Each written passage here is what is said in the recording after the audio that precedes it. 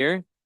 We're going to skip around a little bit this morning because we got people in and out at different committee meetings. But we have Commissioner Tyndall with us this morning. So, Commissioner, if you want to just sit here at the end of the table maybe and grab a microphone, we'll skip down to Senate Bill number 2190. This is one of the Commissioner on Public Safety's requests. And so we'll turn the mic over to him. And Commissioner, tell us about your bill. Thank you, Mr. Chairman.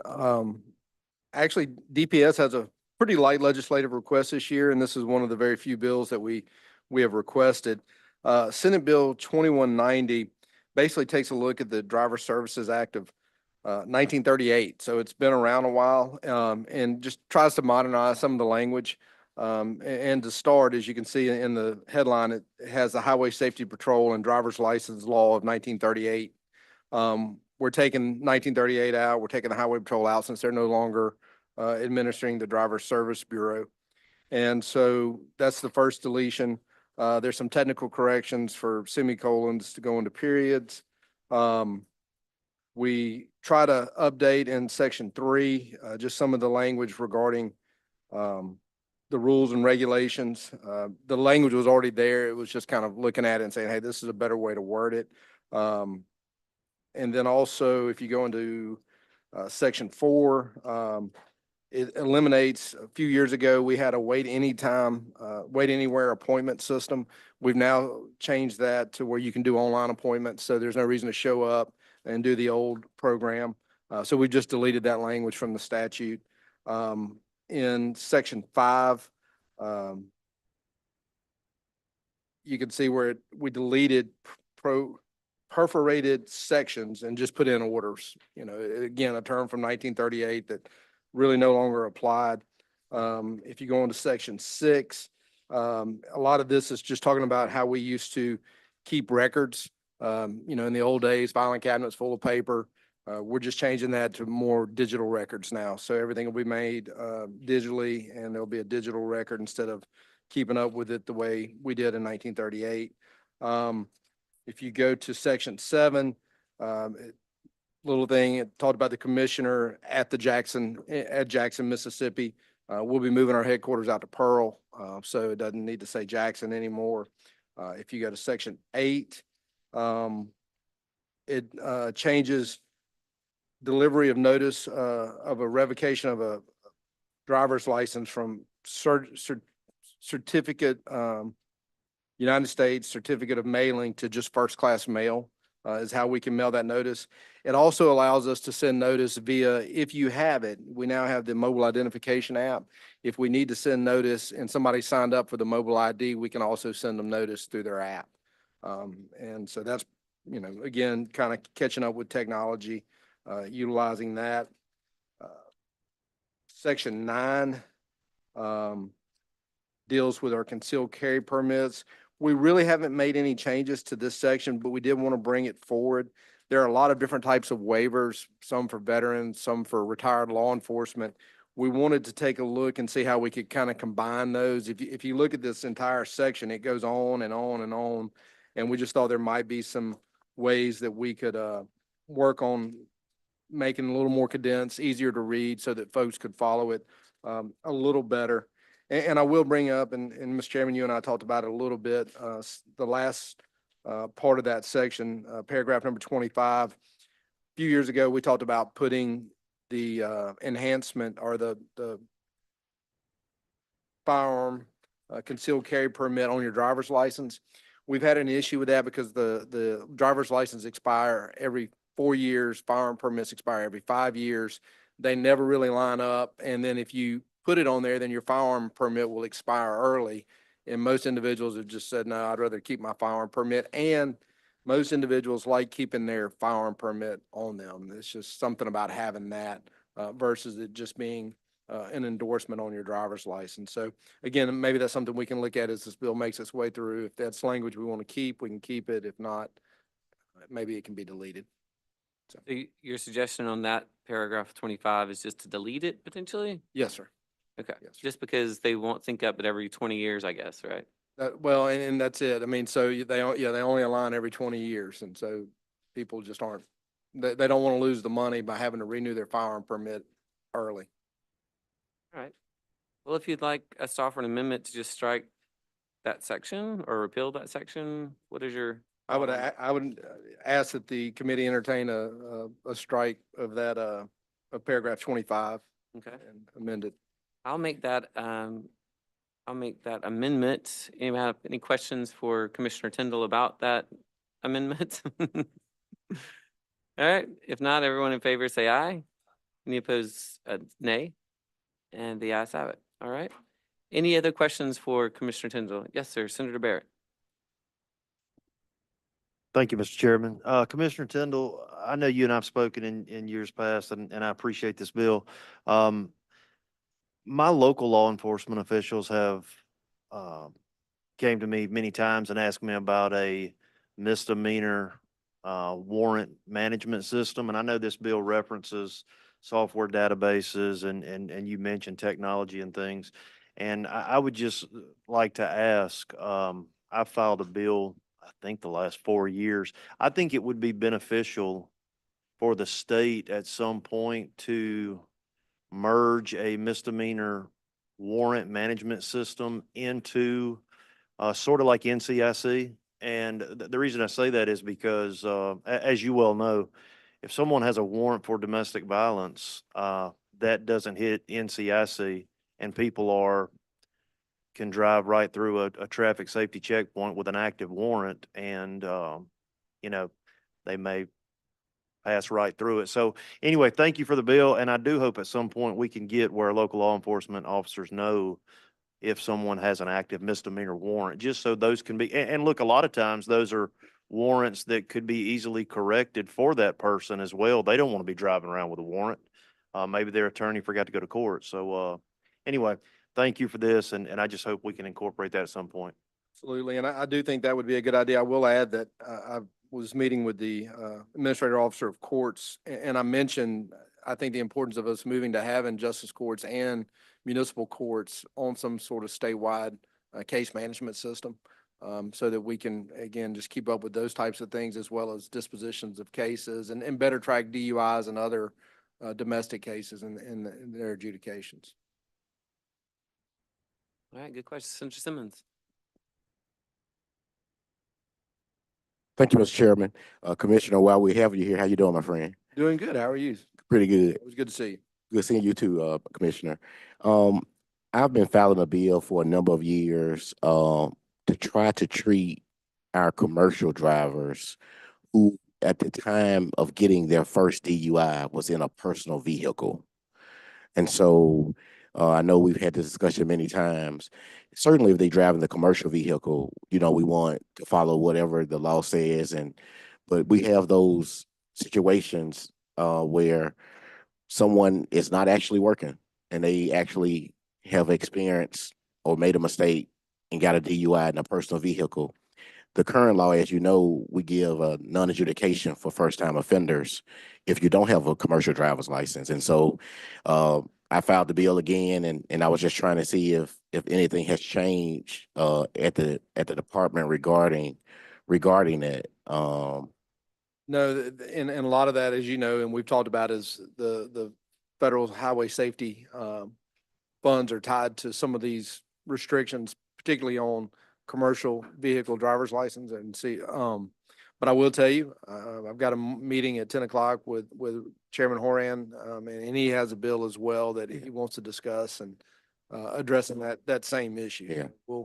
We're continuing to look at ways from a state level that we can offer some sort of remedy. Yeah, thank you so much. Thank you, Mr. Chairman. You, Senator Sparks. Thank you, Mr. Chairman. Commissioner, I just, out of an abundance of caution, the section that we had made a motion and stricken the language was simply the requirement of DPS to put that on your driver's license. Is that correct? That's correct. It created an option where instead of being issued a separate card, you could have an endorsement put on your driver's license that said you were certified or you had a concealed carry permit. Sure. And the reason I say that is due to our friends that support the Second Amendment, as I do as well, we are in no way reducing or restricting anyone's ability to obtain a concealed carry license, even though we are a constitutional carry state, if you will. Absolutely, But absolutely. the license that they get has the benefit potentially of reciprocity with other states. That's correct. All right. It's just not getting the stamp on the license, having a separate license. It's just, yeah, all we're saying is we're not going to put it on your driver's license. You're still going to, as you've always done, be able to maintain a concealed carry permit, an individual card that says that. And so it's no way changing anything. I will say, since we passed that law, I don't think we've put one on a driver's license yet. Again, because the driver's license and the firearm permit never line up on their expiration date. I just except for wanted to once every make 20 sure years. we were all clear on that. Thank you. Appreciate it. All right, good questions. Anybody else for a question, comment? Okay, if not, I'll entertain a motion. Title sufficient do pass as amended. You've heard the Or motion. committee sub. Okay. All in favor, say aye. Any opposed, nay? The ayes have it. Commissioner, thank you for being here. While we have you, would you mind giving us a brief update on maybe some of the projects we've been working on, the new headquarters, the CCID, Capitol Police, anything you want to share with the committee?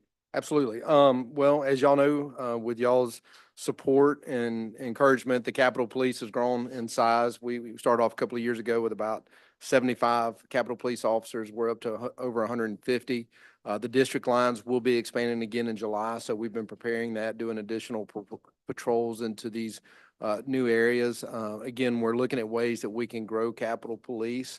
I'm trying to unify some of our screening processes that we use for highway patrol and NBN and bring some of that to Capitol Police as well, looking at maybe a DPS academy going into next year. So new recruits will go through a combined academy with all our law enforcement. So we're doing a number of different things in that regards. Headquarters for DPS should be done by the end of the year. We just moved into the new headquarters for Capitol Police right across the street at the Wright Ferguson building. The CCID court opened and last week, so they've already started hearing cases. I can tell you, if you think about where we were 3 or 4 years ago, going into 19 and 2020, Capitol Police, I think, had 3 felony charges that they issued over 2 years. Last year, Capitol Police had north of 900 felony charges that were made in the CCID. So they've been very busy. They've been working very hard. We've seized a number of drugs off our streets, and we've gotten illegal firearms, and we've just tried to have a greater presence. So I applaud Chief Lucky and his team for the work that they're doing. Like any organization that grows quickly, we've had some growing pains, so we're trying to address those and do a better job. But again, I thank this body and the rest of the legislature for their work and support as we try to make the capital city safer. Where are we on the courts part of the system? The court is opened. It opened last week. There's 3 judges for the CCID court. Essentially, they're going to be hearing misdemeanors and preliminary hearings. And so we're busy trying to, work through some of the kinks, if you will, of that, making sure that, our tickets have the right court and the right day, because we have been utilizing Hinds County. And so we're just those little things trying to change, get on the e-site system. It's just the little things that it takes to run a department. That we're still working on and getting there. But I think that's a great asset to have that CCID court to hear those cases and issue warrants and be involved with making, again, the CCID a safer place. And then how many officers are you trying to get to under the current budgets? Our goal this year is to get approval up to 200, so we can add an additional 30 to 40 law enforcement officers. And we'd like to be in that 200 to 220 range long-term, considering the size of the district and the additional businesses and houses we have to cover as we move further up I-55 and over towards the Pearl River. What response are you getting from your constituents out in the CCID, the feedback from the people that actually live and work in the CCID? And I've admitted this, that early on, I was probably taking more of a state law enforcement approach to Capitol Police and failed to have community meetings and go out and meet with the public as we should have as we expanded our role. We have increased those efforts, and Chief Lucky, we routinely have community meetings and outreach, and I think that's been very much a benefit. I rarely get complaints or concerns anymore from citizens. We've really worked tirelessly to coordinate with Hinds County Sheriff's Office and JPD to let them know that we're a force multiplier. We're not here to compete against you. We're just here to help you make the cities and the county safer, and we can work together. And, a year ago, we did a joint announcement with our federal partners, as well as all the local law enforcement, City of Jackson and Hines County, on a joint operation, not just for the CCID, but the entire City of Jackson. And I think that goes a long way to showing that we're willing to work with everybody. All right, any other questions, Senator Norwood? Thank you, Mr. Chairman. No, not a question, but the commission answered my question regarding the cooperation and coordination. So I think the community meetings that we have convened, obviously they have had some value in that. And so we want to appreciate, your efforts and that continue the support of the coordination with the JPD and as well as the Hines County Sheriff Department. And if there are ways that we can be involved, if you just, let us know, but we appreciate your efforts. Well, absolutely, Senator. I appreciate your efforts to lead some of those meetings and bring them to our attention. And when folks ask me and they want to compare it to a city and they mention, well, who do I go to? I can normally go to my city councilman. I tell them, well, you can go to your senator and your house member, and we always answer their calls, and just like a chief would the local city council. So y'all have had a great influence in making this a success as well, and we appreciate that. I want to echo that. Senator Norwood has been a leader here in this body, and I know Senator Horn as well, working on making this a smooth transition. So thank you for your leadership on that, Senator Norwood. Anybody else? All right. Well, thank you, Commissioner. We know you're a busy man, and thank you for sharing some time with us this morning. All right. We are going to go back over to Senator Suber. Are you ready on your 2044? Thank you, Mr. Chairman. This is a bill that originated a few years ago that passed. I think the Attorney General's office had requested, it has some new assessments to some of these code sections. One in particular, our prosecutors and some of our judges have had an issue with. It is, if you look at paragraph 3, so currently all these charges, we're talking about simple assault, 9737, for the simple assault, the judges and prosecutors have had an issue with the $1,000 fine going to the victims of human trafficking. You'll have some students getting a fight, and then, you have a $200-300 fine. There's even 6 months worth of jail time, but they're getting hit with another $1,000 penalty. So they've requested, maybe reducing that assessment from just a misdemeanor or simple assault down to $500. Senator Sparks and I talked yesterday, and we might have some new language. Maybe kind of leave it more up to the discretion of the judge. Maybe an up to fine of $500, up to $1,000, instead of a minimum of $1,000. But we're just talking about a misdemeanor, not changing anything with the felonies, nothing with human trafficking. It's only particularly to simple assault. Question or comment? And I appreciate Senator Super mentioned that. This is something that several of our county prosecutors have mentioned have been a difficulty in dealing with cases because of a simple assault. You guys getting in a fight at a bar has no nexus to human trafficking, and it's $1,000 assessment. So simply having the language, giving the judge discretion to have an assessment up to the amount is I think helpful moving those cases along. So when the time is right for a proper promotion. Thank you, Mr. Chairman. I would just say instead of shall impose a fixed dollar penalty, as is in paragraph 3, for a simple assault, this is only a misdemeanor, is up to $500.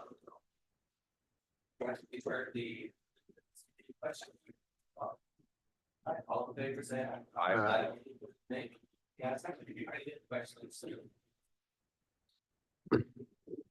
you, Mr. Chairman. I do have a question as it relates to the language that was added on lines 20 and 21 of the bill.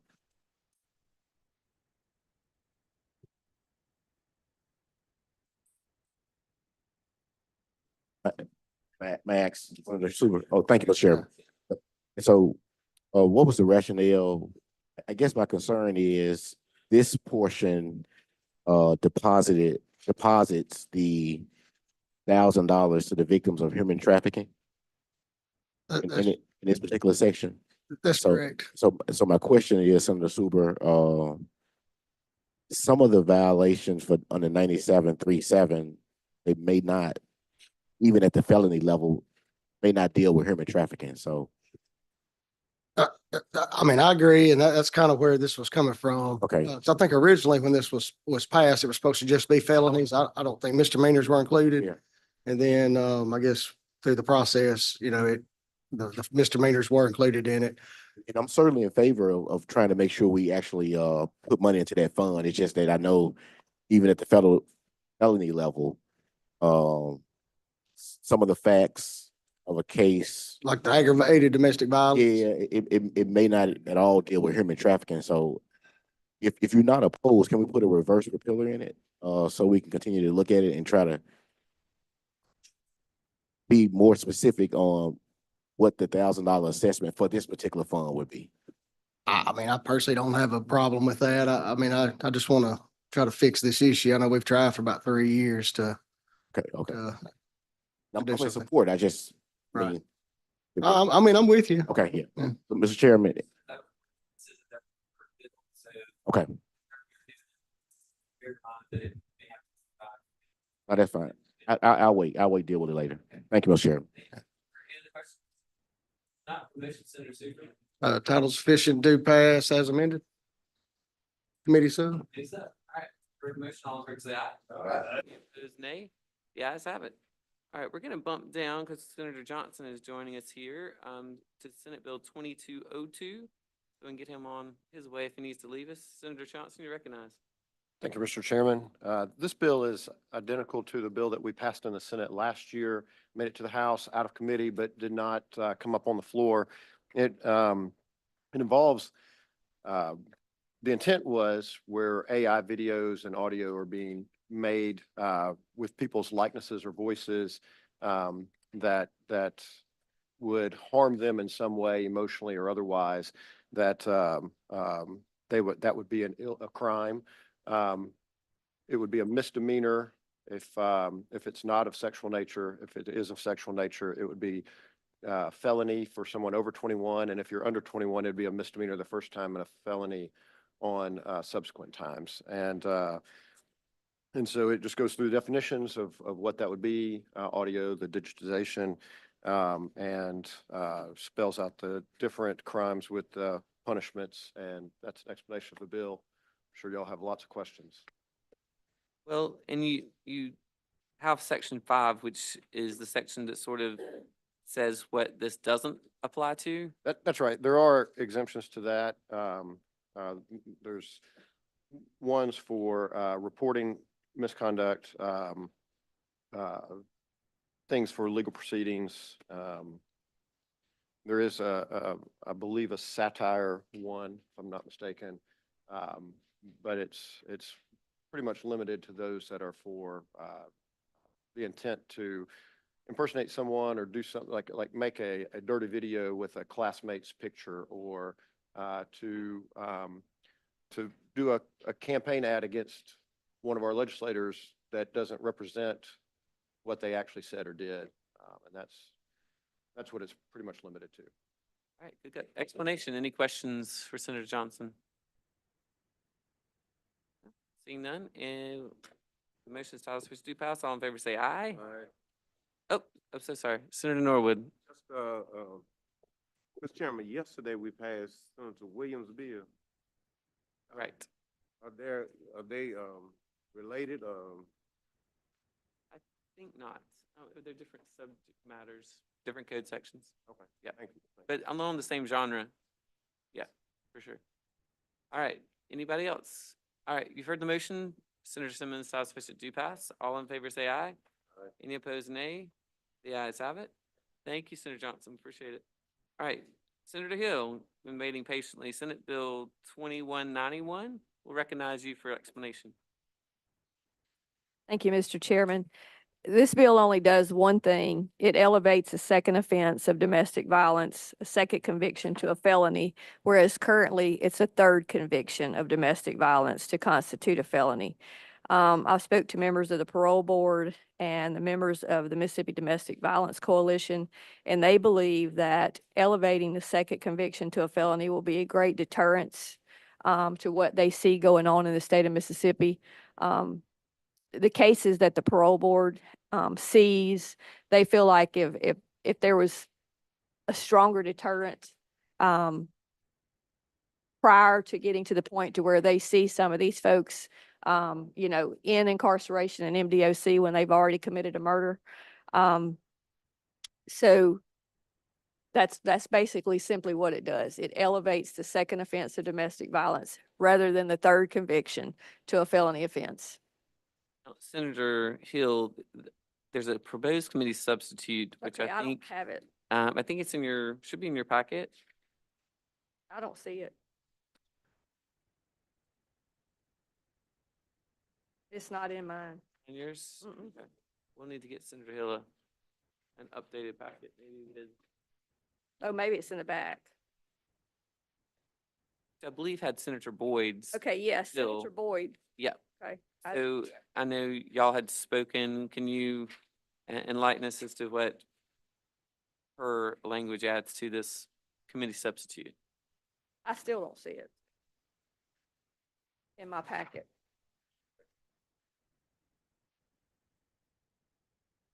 It's not yours either. It's not in ours.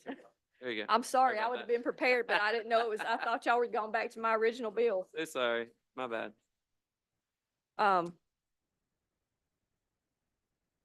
I know that she wanted a cooling off period, so that they couldn't bond out immediately, from a domestic violence charge, because in the first 24 hours is when some of these drastic things happen. And I think she also wanted some type of, monitoring device, at a certain point. If it's okay, I'll And ask maybe Ethan counsel, to, Ethan can explain it a little more since I didn't realize it was in this packet. Sure. Thank you, Mr. Chairman. I don't know if this is on. It's a cooling off period not to exceed at least 24 hours and not to exceed 48 hours. And that is in section, let's see what section that's in. Yep. And then section 99.538 is amended as well. And it requires wearing a GPS monitor for certain offenses. And that normally, under current law, the judge has the determination to say that the person has to carry the GPS monitoring device or wear it, and this would require wearing the monitoring device. That would also help them determine whether there is a violation of a protection order if they had that monitoring device, correct? right. I think those are the only additions from Senator Boyd's language. So with that explanation, any questions for Senator Hill? All right, Senator Sparks, you're ready. Thank you, Mr. Chairman. Couple things to unpack here. You referred to a crime of domestic violence, and I'm not trying to use legalese, but there is no such crime as domestic violence. There is a crime of simple assault that is committed against someone who has a relationship that is considered domestic, spouse, former dating, child, brother, anybody you're related to. That is also a misdemeanor. Now, aggravated assault can also be aggravated assault domestic. The concern that I have, first of all, with making a second offense a felony is that spending a lot of time in the municipal court and in the justice courts and being the public defender, I see just a litany of simple assault domestics that are people who clearly have had a dispute, have had, for some reason, law enforcement has been called, and there is a shall make an arrest language as it relates to these things. I deal with it all the time, that it is over text messages. It is not a violent event, but it's simple assault, because the misdemeanor version means that I put you in fear. I don't have to touch you. I can yell at you. I can swear at you. And that meets the definition. While I don't need to be yelling or swearing at my family members, I don't also need to have a felony for yelling or swearing at them. So the concern I have is a simple assault being raised to the level of a felony when that fact pattern is not always a violent fact pattern. In addition to that, a first offense aggravated assault is a felony. So, I mean, if someone has beaten someone, if someone has, and the law states what the, not negligently, but intentionally caused bodily injury or, reckless indifference, things of that nature. So we already can charge a felony on first offense. I'm just very, very concerned that we're going to felonize a lot of the cases that I see in the misdemeanor courts that do not rise to the level of a felon. Well, what we're concerned about is the victims of what amounts to a simple domestic violence that are threatened over and over again. And it finally rises to the occasion of a extremely serious event.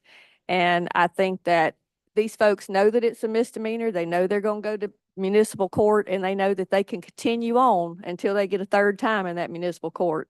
And I think that if we raise this to the level to say, if you're going to continue this, you're going to have a serious offense in your name, in the court system, that it will deter. And I think it'll stop the clogging up that you're talking about too, with you seeing them over and over and over. And I know the defense attorneys in here don't want to elevate any crimes, or hardly any crimes. We did a terroristic threat. If you threaten somebody verbally to do something to disrupt the school, we've made that a felony. But you can threaten to kill your spouse over a text message, and that's going to be a misdemeanor. That's my concern. I'm concerned about the victims, and that's why I've asked for this bill. And I appreciate that. I just want to make sure that we understand that it's a misdemeanor that we're elevating to a felony. I absolutely understand that. Okay. That was the whole point of the bill. And then as far as bond conditions go, the more bond conditions we mandate, the more we're stepping into the judiciary's role. There's not a judge that I'm aware of that I practice in front of that if someone is charged with simple assault domestic, that there is not an immediate no contact inclusion with their bond, whether they're married and live in the same household or not. That's already the case. Well, the order, many seem to not care about the no contact order, because that's where this bill has arisen from, is in that 24-hour period, they've had them go back to the same situation regardless of what the judges put on paper. And we're just trying to protect these victims. And that's why we've asked for the monitoring, and that's why we've asked for the bail conditions. Thank you. Thank you, Mr. Chairman. You know, we did have a shooting and a murder in Pearl River County out in front of the courthouse. And if you look at that trail of domestic violence and how that carried on and on with no felony charges until it resulted in a murder, you would understand why this bill is so important to a lot of people. Thank you. Thank you, Mr. Chairman. Senator Hill, is it your intent to try to stop the escalation before it gets out of hand? Absolutely, absolutely. And, putting something on paper, people don't care what's written on paper until it actually means something.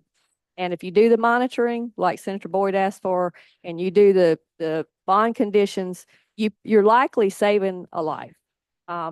And you're saving somebody from being so terrified that, they're afraid to be by themselves. I mean, I've seen it over and over and over, not from the people sitting in the courtroom, but from the victims who are reporting what's happening to them. Isn't it true that there was a case recently where the gentleman was asked to go pick up his monitoring, and instead he went and killed his girlfriend? Yes, that's been a very high profile case. Senator Wiggins. Good gracious. I just want to speak as opposed to it. So somewhat along the lines of Senator Sparks, if we want to talk about getting to the domestic violence problem, we need to have that discussion. But elevating, we can do it, but elevating a misdemeanor to a felony, that's not going to solve the domestic violence problem in the state of Mississippi. I'm like Senator Sparks, I see it every single day. Our municipal courts, our justice courts are not littered. They are filled up with domestic violence. Chancery court, people run to Chancery court. And Senator Hill, you're right. They walk through the orders. But until we actually get to the point of addressing what creates domestic violence, this is not doing anything. And if you don't think, and part of this is also our judges understanding what domestic violence is about. I'll say it. I took a case all the way to the Supreme Court.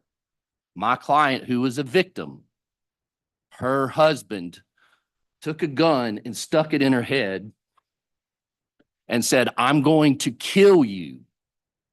And the judges in this state said that's not domestic violence. Now, at what point are we going to take domestic violence seriously? If you want to look at all the stats, you want to know who gets killed the most? Domestic violence with guns. Mississippi has the highest rate of domestic violence deaths by guns.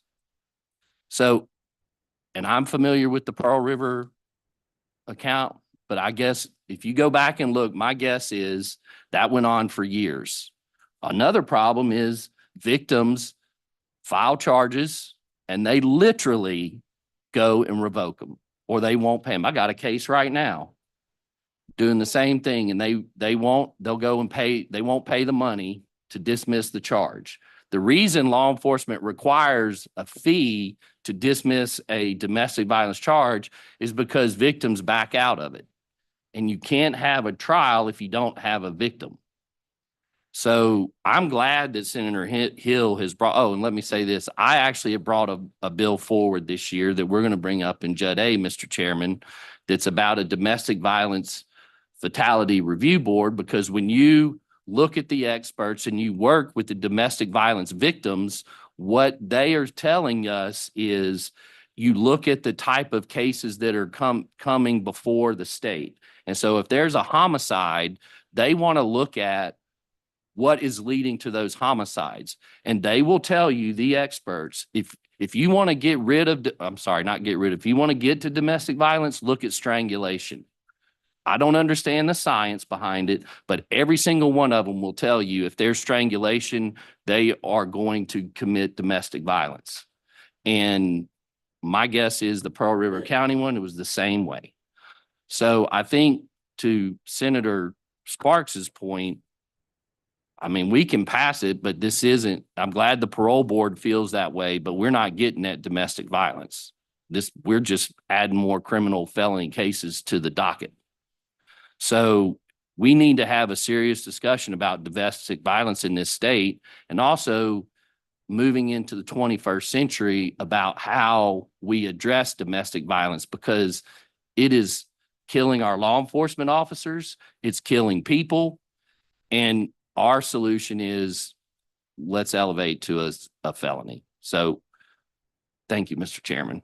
Senator England, question? Yes, question, Mr. Chairman. Thank you. Senator Hill, you and I talked about this bill, and I agree with you that this is something we need to talk about and continue to talk about. And I've heard the concerns, and I think they're very good concerns as well. And that maybe we could look at defining out the type of domestic violence that we're looking at here, because I think I saw Senator Simmons and Senator Sparks have a discussion about, you know, domestic includes sibling versus sibling issues. And I can tell you that I've seen that in courtrooms, you know, not cases that I've handled, but where a mean text is sent and it gets so bad that the charges get filed and we end up in that situation.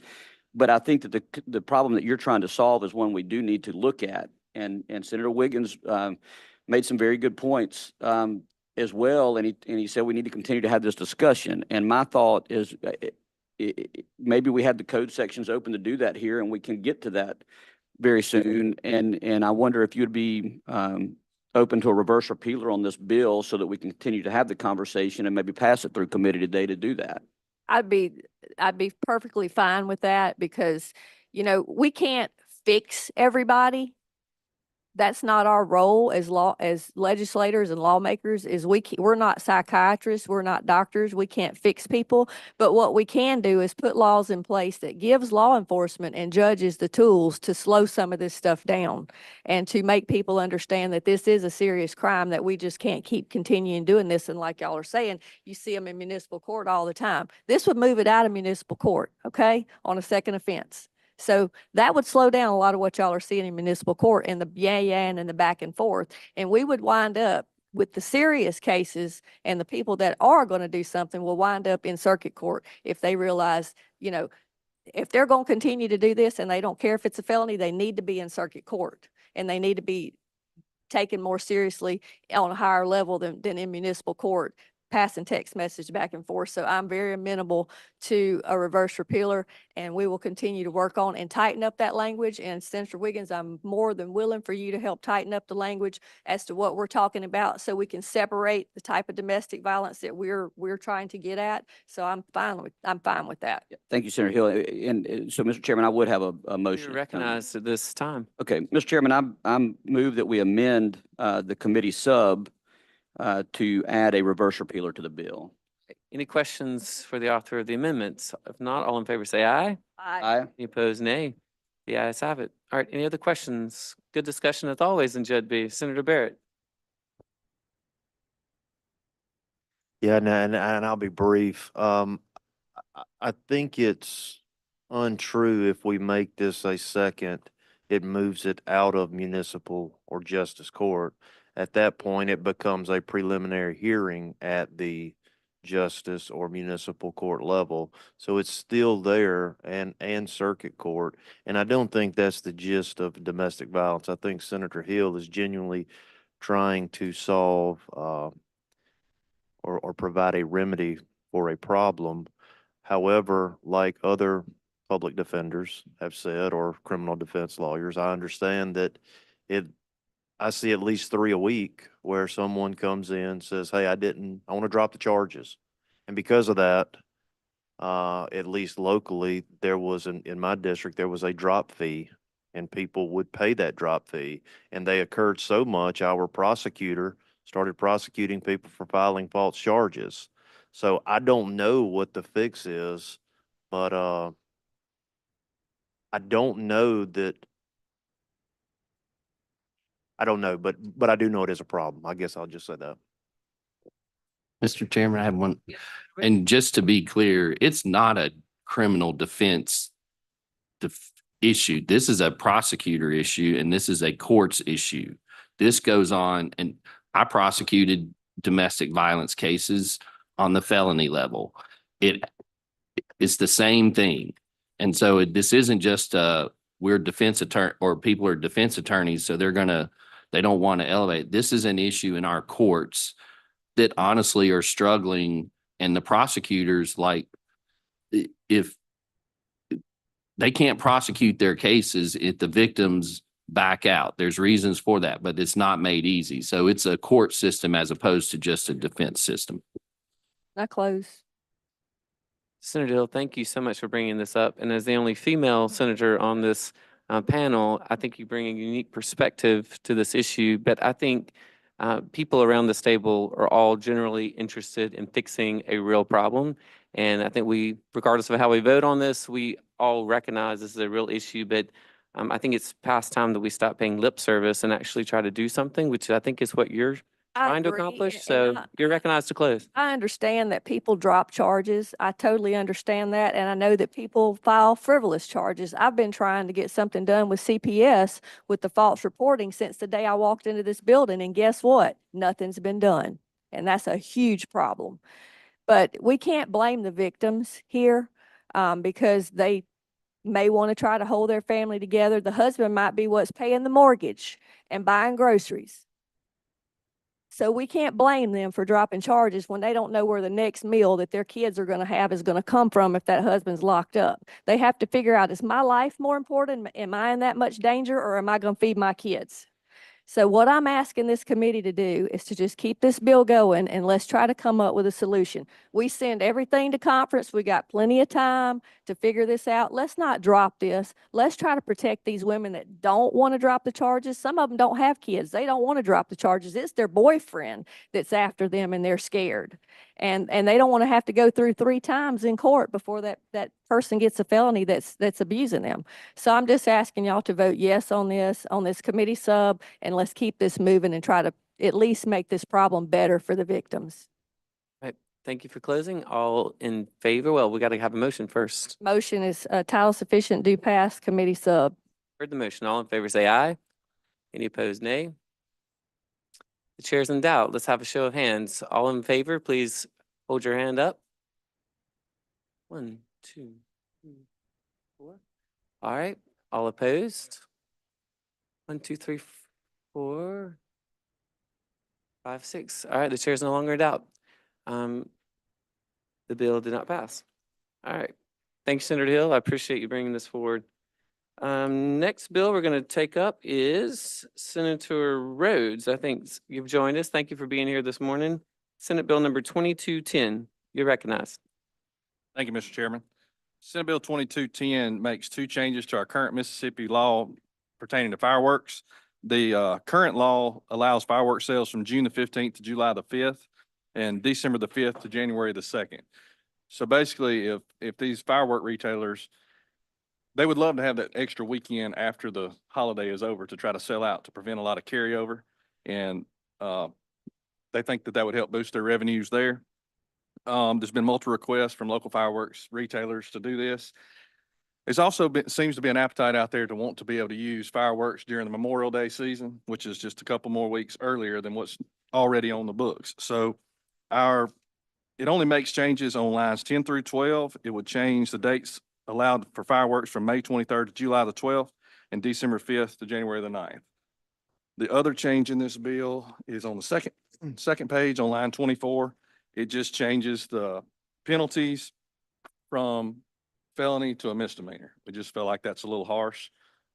If you have any questions, I don't know if I can answer them, but that's Great pretty explanation. Senator DeBar. Oh, did you? Okay, there's a question. I think maybe an amendment. Senator Hill, you're recognized.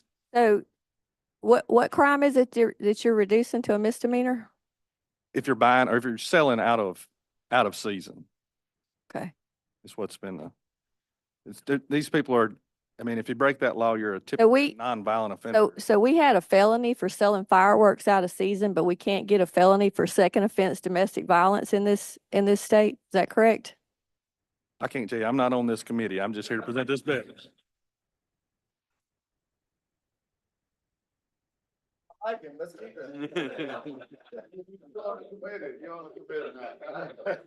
Well, I think as the only woman on this committee, I think I look out here and I see the women's faces that are just in dismay that this committee killed a bill that would have elevated domestic violence, second offense to a felony, and we're talking about fireworks. I don't think that speaks too well of us today, but thank you, Senator, for bringing your bill.